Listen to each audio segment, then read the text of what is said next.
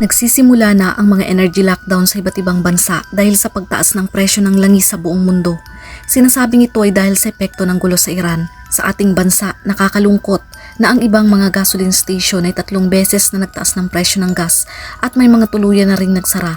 Sa Vietnam, mababawasan ang mga flight dahil hindi na pwedeng mag-export ng jet fuel ang China at Thailand. Sa India naman, matagal na naghihintay ang mga tao na umaabot pa nga ng ilang araw para lamang makabili ng gasolina. Sa Australia, naubos na ang diesel sa maraming istasyon ng gasolina. Sinasabing dahil ito sa gulo sa Iran kahit matindi ang naging epekto nito sa buong mundo, hindi lamang sa langis kundi sa presyo ng mga bilihin tulad ng mga pagkain at mga gamit at naaapektuhan na rin ito ang trabaho at negosyo. Bakit nga ba kailangan ng energy lockdown? Ito ay dahil nag-i-implement sila ng rules worldwide at ito po ay ginagawa nila for emergency action tulad ng fuel rationing o pagbabawas ng dami ng gasolina o diesel, mas maikling linggo ng pagtatrabaho para makatipid sa enerhiya, work from home, at pag-iwas sa mga biyaheng panghimpapawid na hindi naman kinakailangan at marami pang ibang pagtitipid. Sinasabi ng iba na ito ay marketing strategy.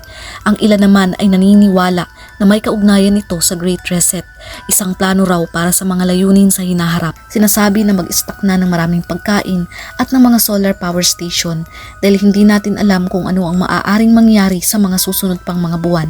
Hindi natin alam pagising natin kinabukasan kung ano na ang sitwasyon ng mundong ito. Pero para sa mga Kristiyano, ang mga pangyayaring ito ay bahagi ng mga sinasabi sa Biblia. We are in the last days at ito ang oras na dapat tayong magbalik loob sa Panginoong Hesukristo. Sinasabi na ang lahat ng bagay sa mundong ito ay mawawala, kaya't nararapat lamang na mamuhay ang mga Kristiyano ng banal na sumusunod sa kalooban ng Diyos habang naghihintay sa kanyang pagbabalik. Nabubuhay tayo sa panahon kung saan pahirap ng pahirap ang buhay at lumalaki ang kawalan ng katiyakan. Pero sa katotohanan, ang mga mananampalataya ay hindi nakabatay sa ekonomiya, kundi sa biyaya ng Diyos. Alam niyo, ang higit na dapat nating pinaghahandaan ay ang kalagayan ng ating kaluluwa. Ang ating pinagkukunan ay hindi ang sistema ng mundong ito, kundi ang ating tagapagligtas. Ang ating seguridad ay hindi ang pera, kundi ang Panginoong Hesukristo. Ang ating kakayahan ay hindi sa ating lakas, kundi sa biyaya ng Diyos. Mga kapatid, ang mundo ay patuloy na sumisigaw tungkol sa krisis. Ngunit ang katotohanan ay mas malalim kaysa sa nakikita natin ngayon. Ang tunay na krisis ay hindi ang ekonomiya, kundi ang lumalaking kasalanan ng sangkatauhan at ang kapahamakan na maaaring sapitin ng mga kaluluwa. Nag-aalala tayo tungkol sa gasolina, pagkain at pananalapi, pero marami ang binabalewala ang kalagayan ng kaluluwa pagkatapos ng kamatayan at isang araw ang bawat tao ay haharap sa kanya.